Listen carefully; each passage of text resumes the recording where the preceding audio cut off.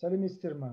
Мен Алматы облысы Қаратал ауданы Морозов атындағы 51-ші орта мектеп гимназиясының жаңа жүйесі бойынша сертификатталған 3-ші деңгейлі география пәнінің мұғалімі Сүндетбеков Нұркенже Нұркас. Бірінші слайдтан балалар, қандай суреттер көріп тұрмыз? Дұрыс айтасыңдар. Дүниежүзінің саяси картасы, Евразияның саяси картасы, Қазақстанның картасын көріп тұрмыз.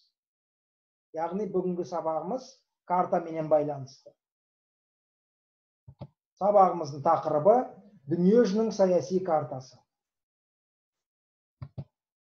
Сабағымыздың мақсаты саяси карта туралы, саяси картаның өзгеру себептері менен кезеңдерін білетін боласыңдар. Бағалау критерийлері. Саяси карта туралы біледі. Саяси картаның өзгеруі мен себептерін және кезеңдерімен танысады. Саяси картаның басты нысандарын анықтайды. Ал енді балалар, сабағымызды бастамас бұрын шағын ғана видео материалға назар аударайықшы.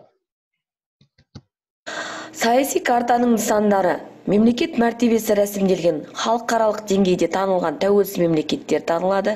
Дербес басқару мәртебесіне ие болмаған тәуелді аумақтар болып табылады.